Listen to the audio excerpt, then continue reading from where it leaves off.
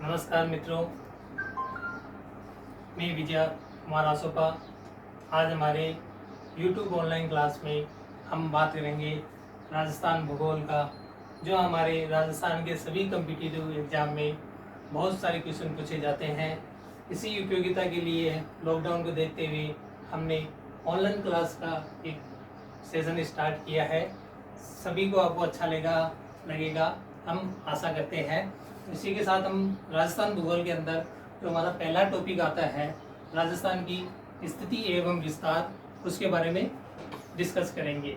तो हमारा पहला टॉपिक है राजस्थान की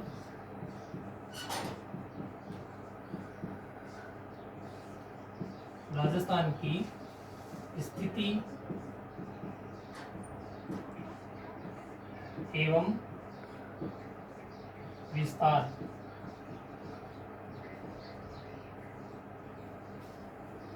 आपने देखा होगा कंपटीशन एग्जाम के अंदर राजस्थान की स्थिति और विस्तार, उसकी आकार और आकृति के बारे में बहुत सारे क्वेश्चन पूछे जाते हैं।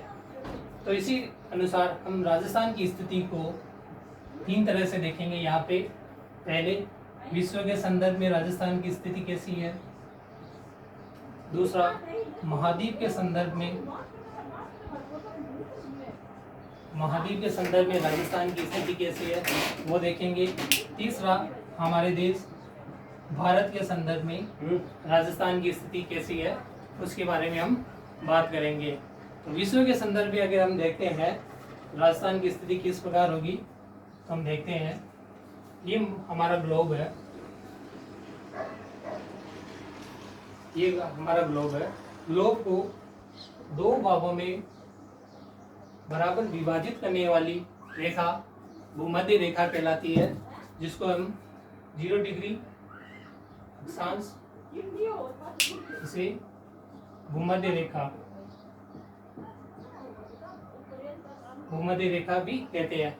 ये हमारी पृथ्वी या ग्लोब को दो बराबर भागों में विभाजित करती है। ऊपरी भाग को हम कहते हैं उत्तरी गोलार्ध,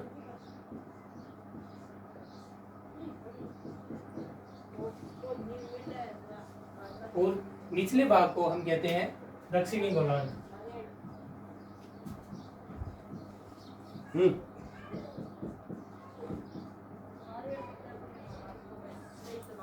ये अक्षांश के आधार पर हम देखेंगे तो राजस्थान हमारी विश्व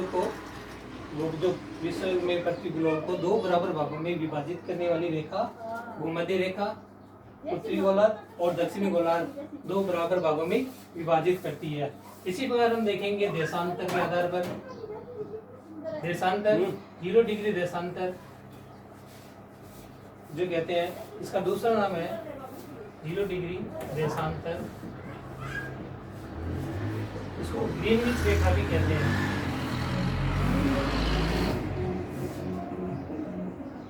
ग्रीनविच रेखा यह हमारे ग्लोब को दो बराबर भागों में विभाजित करती है।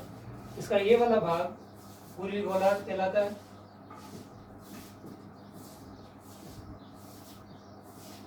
और इधर वाला भाग ग्लोब का सेकंड साइड वाला यह पश्चिमी गोलार्ध कहलाता है। पश्चिमी गोलार्ध। अब हम राजस्थान की देखते हैं तो राजस्थान हमारा यहाँ पे 23.5 डिग्री से ऊपर 23.5 डिग्री पे कर्क रेखा आती है। ये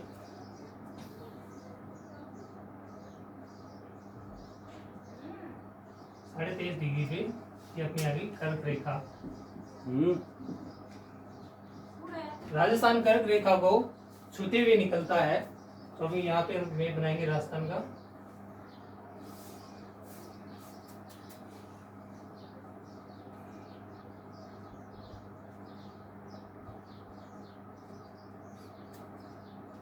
ये राजस्थान अपना यहाँ पे ग्लोब के अंदर यहाँ दिख रहा है। तो अब अक्षांश के आधार पर अगर हम देखेंगे राजस्थान की स्थिति, अक्षांश के आधार पर विश्व में अक्षांश के आधार पर राजस्थान की जो स्थिति आएगी वो किस प्रकार आएगी। अक्षांश किस पे है, उत्तरी गोलार्ध में, क्योंकि अक्षांश के आधार पर देखेंगे तो राजस्थान कहाँ आएगा, उत्तरी गोलार्ध में। तो अक्षांश के आधार पर राजस्थान की स्थिति हो गई उत्तरी गोलार्ध। विश्व के संदर्भ में बात करें हम अगर हम देशांतर के संदर्भ में बात करते हैं राजस्थान की स्थिति किस प्रकार की होगी, तो देशांतर में ये अपनी पूरी भूगोलार्ध में आता है। तो देशांतर में अगर आपको पूछे राजस्थान की स्थिति, देशांतर के संदर्भ में पूछे तो पूर्वी गोलार्ध में,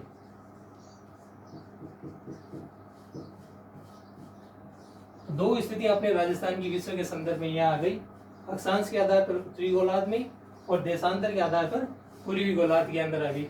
अब हम बात करते हैं संपूर्ण गोलोक के आधार पर। तो संपूर्ण गोलोक के आधार पर अगर हम देखेंगे या विश्व के आधार पर ग्लोब और विश्व के संदर्भ में राजस्थान की जो स्थिति होगी वह कौन से भाग में होगी, ये अपनी उत्तरी भाग, ये दक्षिण दिशा, ये पूर्व, ये पश्चिम भाग। तो राजस्थान किस में है, उत्तरी पूर्वी गोलार्ध में। संपूर्ण ग्लोब के अंदर देखेंगे तो ये अपना उत्तर और पूर्वी का मध्य का भाग उत्तर पूर्वी गोलार्ध हो गया।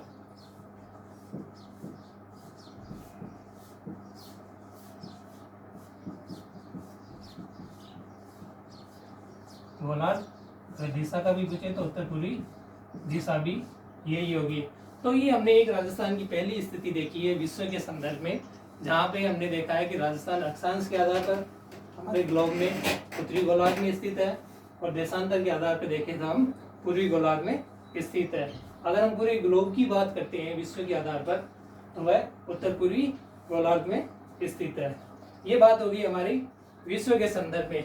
अब हम बात करते हैं महाद्वीप के संदर्भ में, तो हम वो देखते हैं।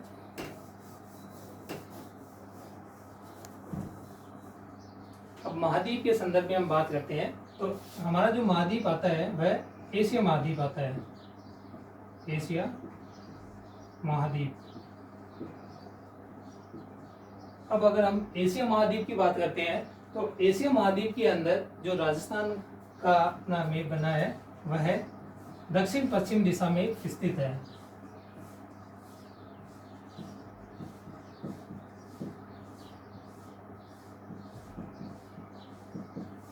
अगर एशिया के संदर्भ में आपको क्वेश्चन पूछे भी एशिया के अंदर राजस्थान की स्थिति या महाद्वीप के संदर्भ में राजस्थान की स्थिति किस दिशा में है, तो वहां पर अपन दक्षिण पश्चिम दिशा सेलेक्ट करेंगे। अब बात आती है भारत के संदर्भ में, जो अपना तीसरा पॉइंट था भारत के संदर्भ में। अगर हम भारत के संदर्भ में बात करते हैं, ये देखें यहाँ पे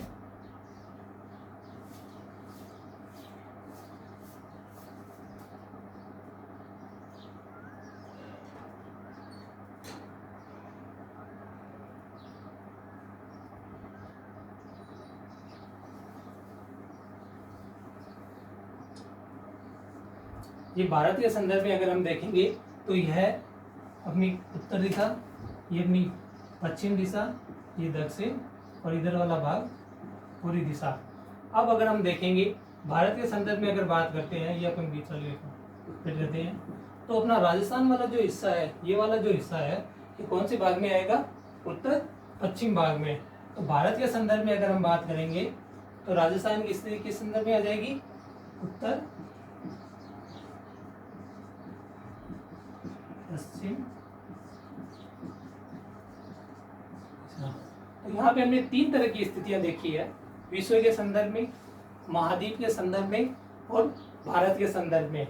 विश्व के संदर्भ में अगर संपूर्ण ग्लोब की बात करते हैं तो राजस्थान हमारा उत्तर पूर्वी गोलार्ध में स्थित है, और महाद्वीप या एशिया महाद्वीप की हम बात करते हैं तो उसमें दक्षिण पश्चिम दिशा में आता है। और अगर हम भारत की बात करें तो वहाँ पे राजस्थान है जो उत्तर पश्चिम दिशा में स्थित है। अब हम बात करते हैं इसके विस्तार के बारे में। विस्तार से पहले हम बात करेंगे कि विस्तार, अगर किसी चीज का विस्तार जानना है हमें कि भाई वो किस क्षेत्र में कितना कितना फैला हुआ है, तो हमें दो पॉइंट की बहुत जरूरत होती है। एक उसके अक्षांश की,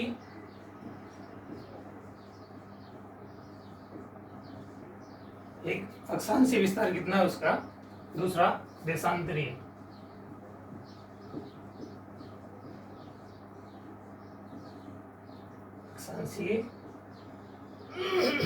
अक्षांशीय और देशांतरीय विस्तार कितना है, इसके बारे में हम बात करते हैं।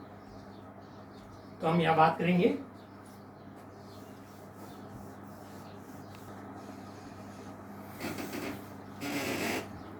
बात करते हैं, हम इसके विस्तार की बात करते हैं।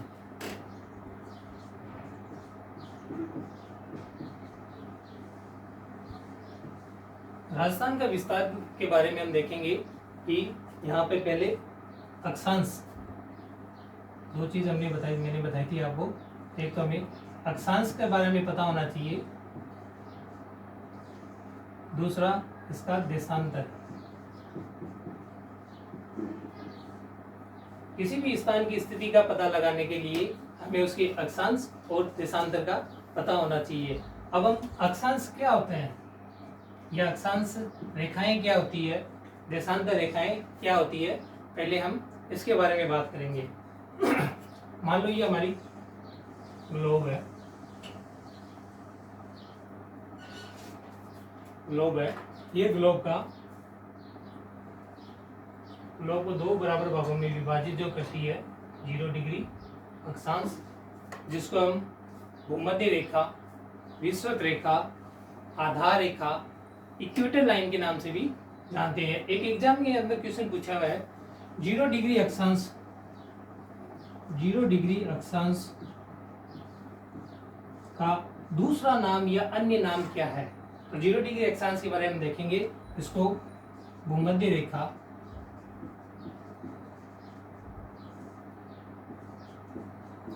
विषुवत रेखा, तीसरा आधार रेखा,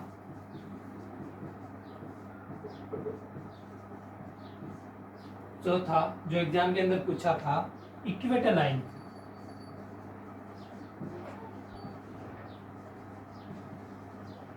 इक्वेटर लाइन किसे कहते हैं, वो हमारे 0 डिग्री अक्षांश को कहते हैं।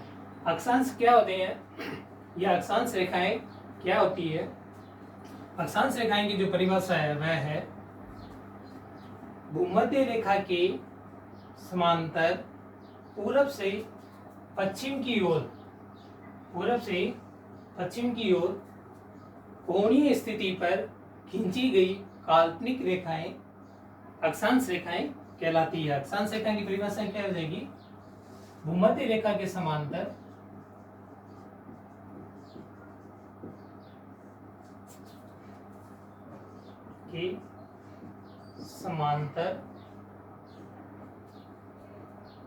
पूरब से पश्चिम की ओर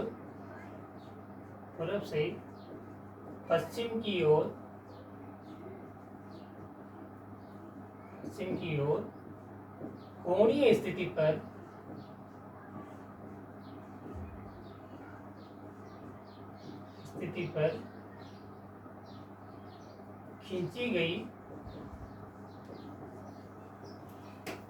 काल्पनिक रेखाएं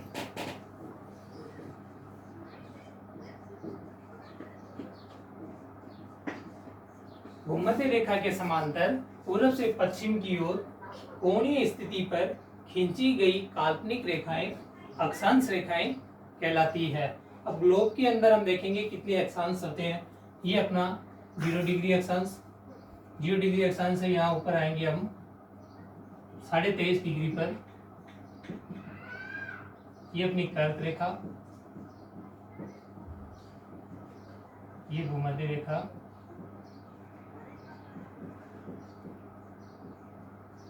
तो 23.5 डिग्री पर हम नीचे जाएंगे।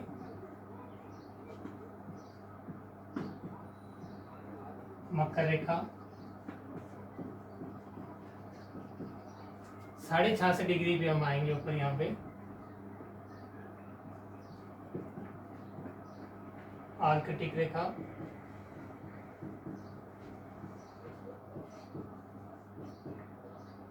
साढ़े 66 डिग्री हम दक्षिणी गोलार्ध में देखेंगे। 66.5 डिग्री पे आर्कटिक रेखा हो गई ऊपर, और नीचे अंटार्कटिका,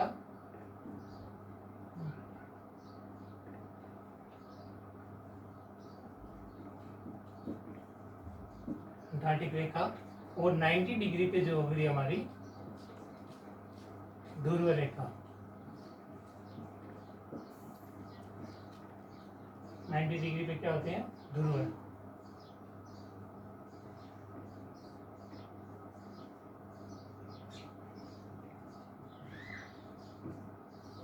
अब एक एग्जाम के अंदर क्वेश्चन पूछा था कि ग्लोब के अनुसार कुल अक्षांश कितने होते हैं। ग्लोब के अनुसार कुल अक्षांश कितने होते हैं। कुल अक्षांश कितने होंगे। कुल अक्षांश आप देखें 90, 90, 180, एक बीच में 0 डिग्री अक्षांश, तो टोटल कितने अक्षांश हो गए 181 अक्षांश हो गए। अक्षांश के बारे में अगर आपको पूछे कि ग्लोब के अनुसार कुल अक्षांश कितने होते हैं तो 181, और कुल अक्षांश रेखाएं अगर आपको पूछे, अक्षांश रेखाएं, अक्षांश रेखाएं के बाद तो ध्रुव पर अपनी कोई रेखाएं नहीं खींची जाती है, तो इस आधार पर 2 इसमें से माइनस हो जाएगी, तो रेखाएं कितनी हो गई 179 रेखाएं। अब अक्षांश के बारे में एक और है कि अक्षांश हमारे किस काम में आता है। अक्षांश के ये अपना हो गया कुल अक्षांश कितने होते हैं 181, और यहाँ पे अक्षांश रेखाएं कितनी खींची जाएगी, अगर एग्जाम में पूछे आपको तो 179 अक्षांश रेखाएं खींची जाती है। अब अक्षांश रेखाओं का उपयोग कहाँ पे किया जाता है, क्वेश्चन कई बार एग्जाम में ये भी पूछ सकता है। तो अक्षांश रेखाओं का उपयोग दो अक्षांशों की बीच की जो दूरी ज्ञात करनी होती है, बीच की दूरी ज्ञात करने में इसका उपयोग किया जाता है। अक्षांश का अपने को उपयोग पूछे एग्जाम के अंदर कि अक्षांशों का कहाँ पे प्रयोग किया जाता है, तो अक्षांश 2 स्थानों या 2 अक्षांशों के बीच की दूरी ज्ञात करने में अक्षांश का प्रयोग किया जाता है। पहला पॉइंट ये है। अक्षांश का दूसरा उपयोग यह है जलवायु का निर्धारण भी करता है। जलवायु के निर्धारण में भी सहायक है।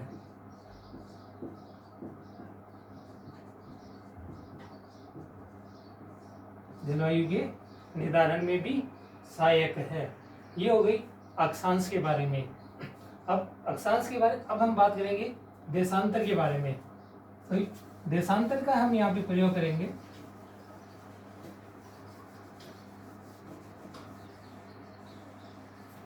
देशांतर की जैसे हमने यहाँ पे अक्षांश की बात की है, इसी प्रकार हम देशांतर की बात करेंगे। देशांतर क्या होते हैं। देशांतर भूमध्य रेखा के, ये हमारा ग्लोब,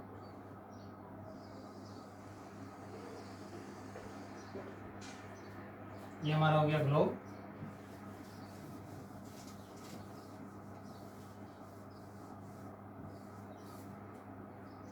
अब देशांतर की बात करते हैं। देशांतर में ये ग्लोब, ये अपनी 0 डिग्री देशांतर। अब देशांतर ये अपना हो गया 0 डिग्री देशांतर। देशांतर रेखाएं क्या होती है, ये अपनी होगी यहाँ पे 0 डिग्री देशांतर। भूमध्य रेखा के लंबवत, ये अपनी भूमध्य रेखा, भूमध्य रेखा के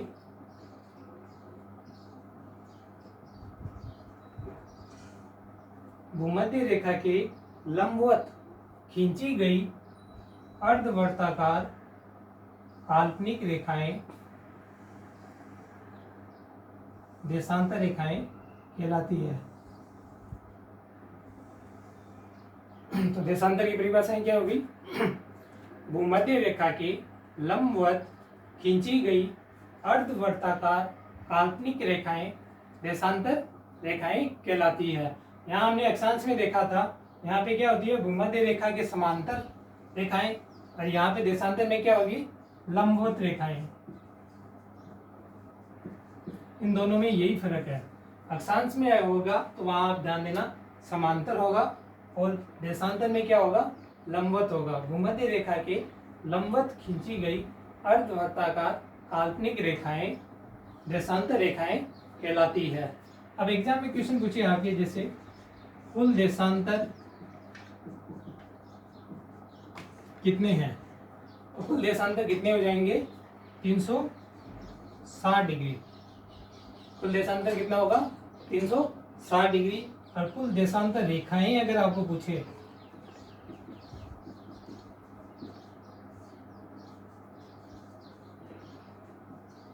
रेखाओं के बारे में पूछे तो वह भी 360 रेखाएं होगी।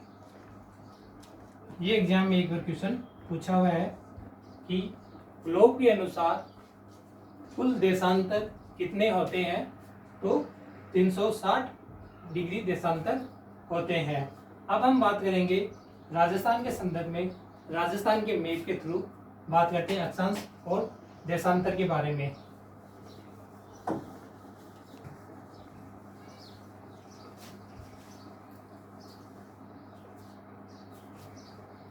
अब हम बात करते हैं राजस्थान के मैप के बारे में।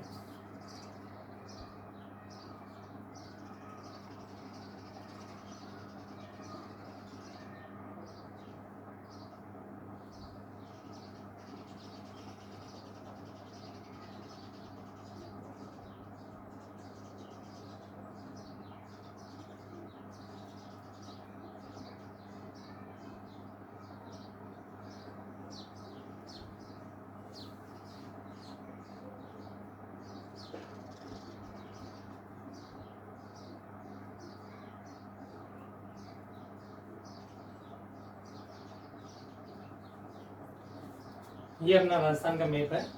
यहाँ हम देखेंगे उत्तरी भाग, ये इसका पूर्वी भाग राजस्थान का, ये दक्षिणी भाग और ये पश्चिमी भाग। राजस्थान की उत्तर से लेके दक्षिण की जो स्थिति है, उत्तर से दक्षिण की जो लंबाई है वह है 826 किलोमीटर है। 826 किलोमीटर है। और पूरब से पश्चिम की ओर जो इसकी लंबाई है वह 869 किलोमीटर है। यह भाग होगी। उत्तर से दक्षिण की जो दूरी है वह है 826 किलोमीटर। पूरब से पश्चिम की जो दूरी है वह 869 किलोमीटर। एग्जाम के अंदर ये क्वेश्चन हमें पूछा है कि उत्तर से दक्षिण की दूरी कितनी है, 826 किलोमीटर, और पूरब से पश्चिम की ओर दूरी कितनी है, 869 किलोमीटर है। अब हम बात करते हैं राजस्थान के अक्षांश और इसके देशांतर के बारे में। तो राजस्थान का जो अक्षांश है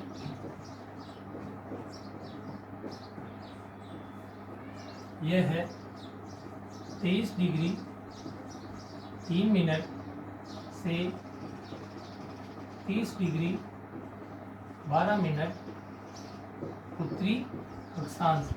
क्योंकि उत्तरी गोलार्ध में पाया जाता है तो वह क्या आ जाएगा, उत्तरी अक्षांश।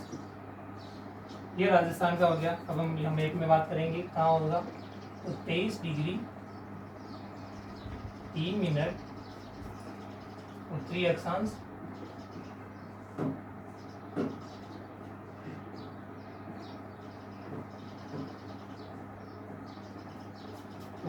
उत्तर भाग में बात करेंगे, यहाँ पे हो जाएगा 30 डिग्री 12 मिनट उत्तरी अक्षांश।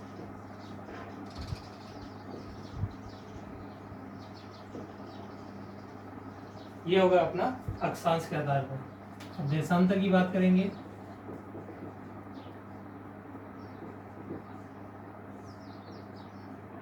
देशांतर कितना होता है राजस्थान का, 69 डिग्री 30 मिनट से 78 डिग्री 17 मिनट पूर्वी देशांतर। देशांतर कितना हो गया राजस्थान का, 69 डिग्री 30 मिनट से 78 डिग्री 17 मिनट पूर्वी देशांतर हो गया। अब कई बार एक क्वेश्चन पूछा जाता है कि राजस्थान का कुल अक्षांशीय विस्तार कितना है। अगर कुल अक्षांशीय विस्तार की हम बात करेंगे, अक्षांशीय विस्तार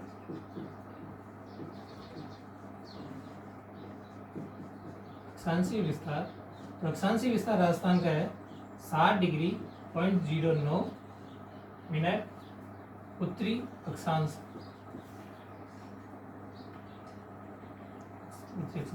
विस्तार का पूछा है तो आपको 60 डिग्री 0.09 9 मिनट। ये राजस्थान का अक्षांशीय विस्तार है। अगर हम बात करते हैं राजस्थान के देशांतरीय विस्तार का, देशांतरीय विस्तार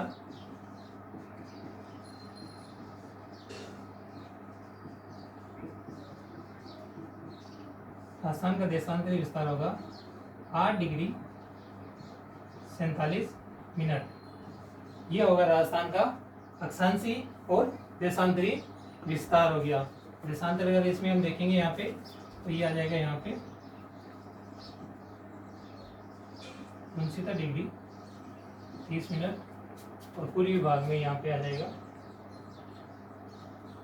78 डिग्री 17 मिनट। ये राजस्थान का अक्षांशीय और देशांतरीय विस्तार, उत्तर से दक्षिण की लंबाई, पूर्व से पश्चिम की चौड़ाई।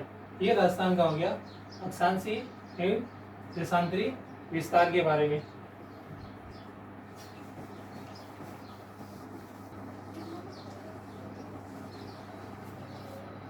अब हम देखें राजस्थान के जो सीमावर्त में एंड पॉइंट प्रारंभिक बिंदु हैं उनके बारे में बात करते हैं।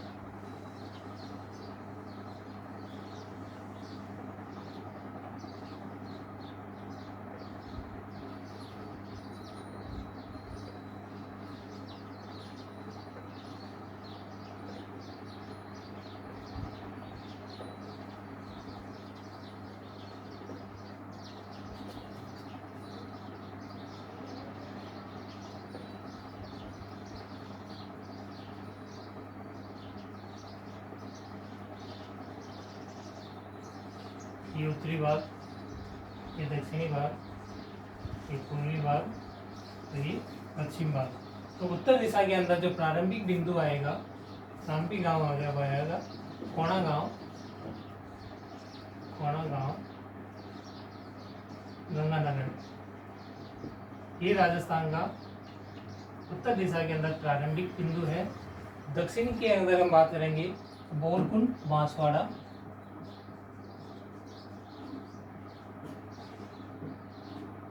बोरकुंड बांसवाड़ा में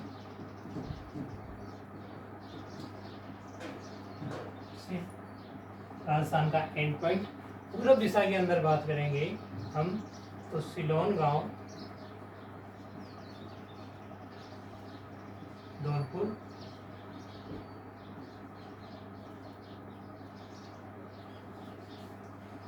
पश्चिमी भाग की बात करेंगे हम तो ये है कटरा गांव,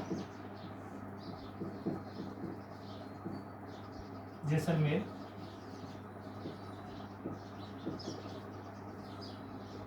ये इनके सीमावर्ती गांव